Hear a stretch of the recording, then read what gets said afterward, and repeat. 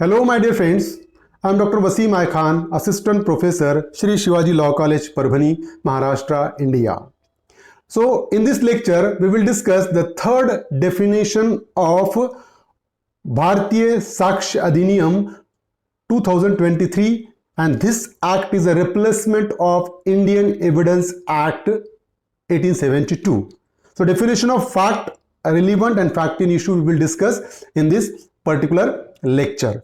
So in the previous two lectures, we have discussed the definition of document and evidence. In this lecture, we will discuss the fact, relevant and fact in issue. Let's start the topic. So first of all, we will discuss the definition of fact. Section 2 subclause F of Bharatiya Sakshya Adhiniyam 2023 deals with fact means and includes. Facts में क्या क्या चीजें आएगी, fact का मतलब क्या और उसमें क्या इंक्लूड होगा.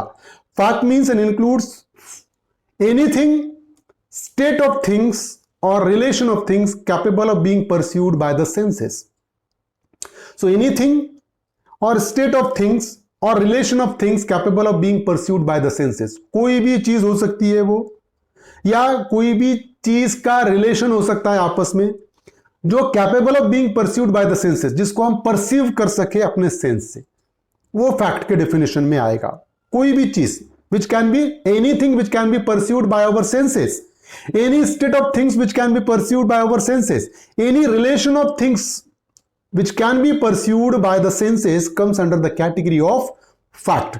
ऐसी कोई भी चीज या ऐसी कोई भी चीज के स्टेट या ऐसे कोई भी चीज के बीच का रिलेशन जो हम परसीव कर सकते हैं, जो हम फील कर सकते हैं, जो हम टेस्ट कर सकते हैं, जो हम देख सकते हैं, जो हम सुन सकते हैं, ये फैक्ट के डेफिनेशन में आएगा. देखिए, any fact which can be heard, अब मैं जो बोल रहा हूं आप सुन रहे हो, ये फैक्ट के डेफिनेशन में आएगा. किसी के गिरने की आवाज हमने सुनी, फैक्ट है. Any fact which can be heard comes under the category of fact, ये फैक्ट के डेफिनेशन में आएगा. Any fact which can be seen, अब मैं जो लेक्चर दे रहा हूं, जो आप डिस्प्ले पर ये देख रहे हैं इमेजेस, ये फैक्ट है.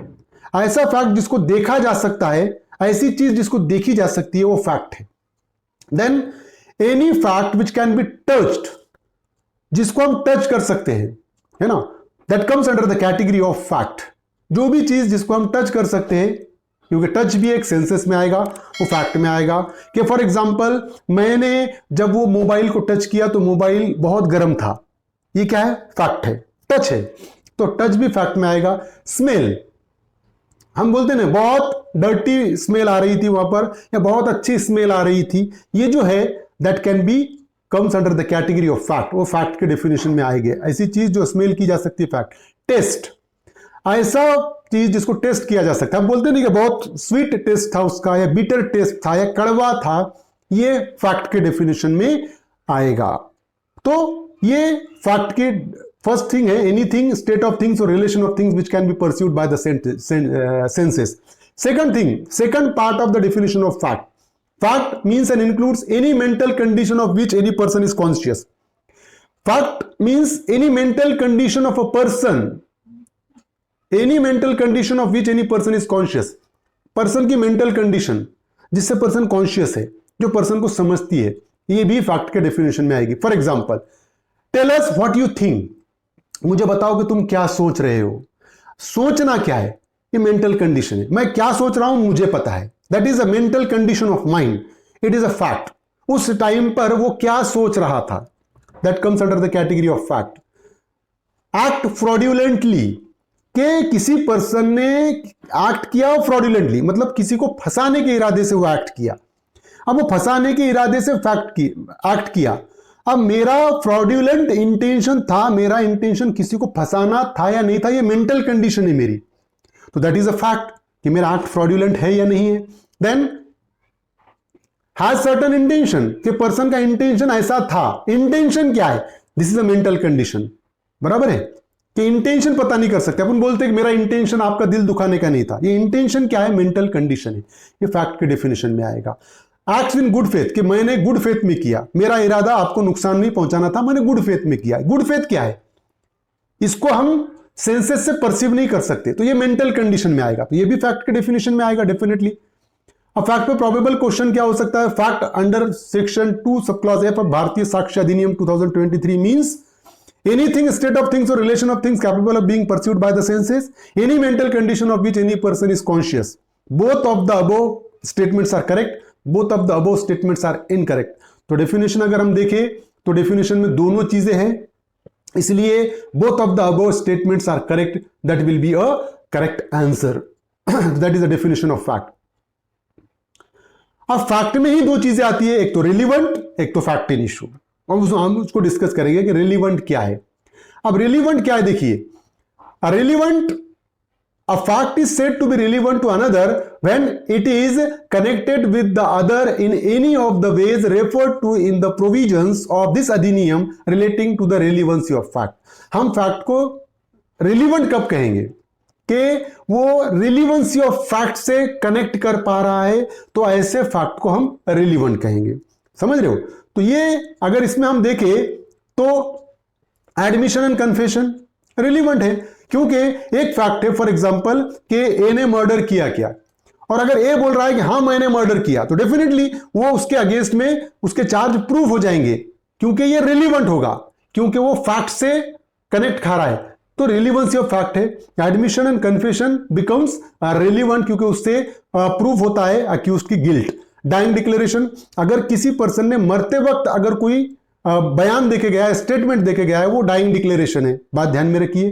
तो डाइंग डिक्लेरेशन क्या होगा? जिससे अक्यूज ने ऑफेंस किया या नहीं किया ये प्रूव हो रहा है, तो ये रिलीवेंट के डेफिनेशन में आएगा। Then judgement of other cases, similar case अगर पहले हुआ होगा उसमें अगर कोई जजमेंट पास किया गया होगा तो डेफिनेटली वो जजमेंट इस केस में यूज किया जा सकता है, तो ये भी रिलीवेंट आ जाएगा, judgement of other cases. Then expert opinion, कभी कभी ऐसा होता है कि जज कंक्लूजन पे नहीं आ सक रहा क्योंकि वो एक्सपर्ट नहीं है उस पर्टिकुलर फील्ड में, तो वो क्या कर सकता है? एक्सपर्ट का ओपिनियन कॉल कर सकता है। तो उस सिचुएशन में एक्सपर्ट का ओपिनियन क्या हो जाएगा? रिलीवेंट हो जाएगा। एविडेंस एज टू कैरेक्टर, कि कैरेक्टर से रिलेटेड एविडेंस, ये पर्सन का कैरेक्टर कैसा है, वो भी रिलीवेंट के डेफिनेशन में आएगा। तो ये सारे फैक्ट रिलीवेंट के डेफिनेशन में आएंगे। तो फैक्ट रिलीवेंट कब होता है?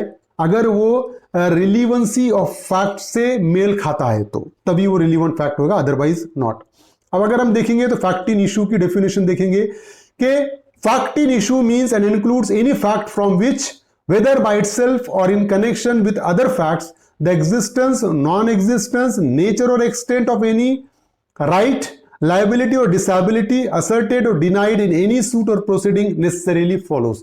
तो fact in issue किसको बोलेंगे? means and includes any fact from which either by itself or in connection with the other facts the existence or non-existence, nature or extent of any right, liability or disability asserted or denied। बात ध्यान में रखो कि fact in issue किसको बोलेंगे? कि एक आधा फैक्ट है from which either by itself और connection with other facts the existence, non existence, nature और extent of any right, disability, liability asserted और डिनाइड। बात ध्यान में रखो, कभी कभी क्या होता है कि एक आधा फैक्ट है या नहीं है। फॉर एग्जाम्पल ए ने मर्डर किया या नहीं किया, असर्टेड और डिनाइड। बात ध्यान में रखिए कि उसने किया या नहीं किया, इस पे डिसाइड होगा। किया तो सजा हो जाएगी, नहीं किया तो वो एक्विटल हो जाएगा। तो ये फैक्ट इन इशू कहलाएगा। मेरा प्लॉट था, आपने कब्जा कर लिया उस पर, मैंने आप पे सूट फाइल किया कि ये इस पे मेरा राइट है प्लॉट पे, तो क्या होगा? मेरा राइट है कि नहीं है, है ना? मेरा राइट एग्जिस्ट करता है कि नॉन एग्जिस्ट करता है? मैंने असर्ट किया राइट, तो ये जो कोर्ट को डिसाइड करना है कि मेरा राइट है या नहीं है, ये फैक्ट इन इशू कहलाएगा। बात ध्यान में रखो, मेरे और आपके बीच में कॉन्ट्रैक्ट हुआ, आप कॉन्ट्रैक्ट को फुलफिल करने के लिए मना कर रहे हैं, मैंने स्पेसिफिक परफॉर्मेंस ऑफ कॉन्ट्रैक्ट का सूट फाइल कर दिया आपके अगेंस्ट में, तो कोर्ट को तो ये डिसाइड करना है कि कॉन्ट्रैक्ट हुआ या नहीं हुआ, जो मैं कह रहा हूं वो है या नहीं है, तो ये फैक्ट इन इशू हो गया। तो एक आधे फैक्ट का एग्जिस्ट करना या नॉन एग्जिस्ट करना, है ना, एक आधे राइट का एग्जिस्ट करना या नॉन एग्जिस्ट करना, एक आधे की लायबिलिटी का एग्जिस्ट करना या नॉन एग्जिस्ट करना, एक आधे की डिसेबिलिटी का एग्जिस्ट करना या नॉन एग्जिस्ट करना, ये जो है ये फैक्ट इन इशू कहलाएगा। तो ये डेफिनेशन फैक्ट इन इशू की है। देखिए अब यहां पर फैक्ट इन इशू का एग्जांपल देखेंगे। मर्डर है, दैट ए कॉज्ड बीज डेथ, अगर मर्डर का केस है तो उसमें फैक्ट इन इशू क्या होगा, दैट ए कॉज्ड बीज डेथ, के ए ने बी की डेथ कॉज किया क्या, ये फैक्ट इन इशू है, किया या नहीं किया। That A intended to cause B's death, के ए का इंटेंशन था क्या बी को जान से मारने का, या that A has received grave and sudden provocation from B, के भाई अब बात ध्यान में देखिए कि पहला तो फैक्ट इन इशू ये हो सकता है कि ए ने बी का मर्डर किया या नहीं किया, that may be the fact in issue. दूसरा हो सकता है कि उसका इंटेंशन था क्या उसको मारने का, ये भी एक फैक्ट इन इशू हो सकता है। तीसरा ये हो सकता है कि जो जिसने मर्डर किया, ए ने मर्डर किया, उसका कहना यह है कि बी ने सडन प्रोवोकेशन, बी ने कुछ ऐसा किया जिसके चलते मुझे गुस्सा आया और गुस्से के चलते मैंने उसका मर्डर कर दिया। तो अब कोर्ट को यह डिसाइड करना है कि सडन और ग्रेव प्रोवोकेशन था या नहीं था, तो यहां पर ये फैक्ट इन इशू हो जाएगा। मतलब ये हो गया कि फैक्ट इन इशू का मतलब ये हो गया कि the fact which is to be decided by the court, that is called the fact in issue. The dispute which is to be decided by the court comes under the category of fact in issue. जो dispute है, जो court को decide करना है, वो fact in issue के definition में आएगा, तो ये फैक्ट इन इशू कहलाएगा। Fact which are in dispute, the facts which are in disputes is called a fact in issue. जो फैक्ट्स डिस्प्यूट में है वो फैक्ट इन इशू के डेफिनेशन में आएंगे। प्रोबेबल क्वेश्चन है फैक्ट इन इशू पे, A is accused of the murder of B, at his trial the following facts may be in issue, that A caused B's death, that A intended to cause B's death, that A had received grave and sudden provocation from B, all of the above may be correct।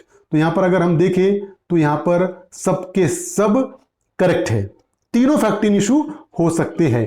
तो ये थी definition of fact, relevant और fact in issue. उम्मीद करता हूं कि आपको समझ में आ गया होगा। समझ में आया तो प्लीज मेरे चैनल को सब्सक्राइब कीजिए और इस लेक्चर को ज्यादा से ज्यादा स्टूडेंट तक शेयर कीजिए। Thank you very much.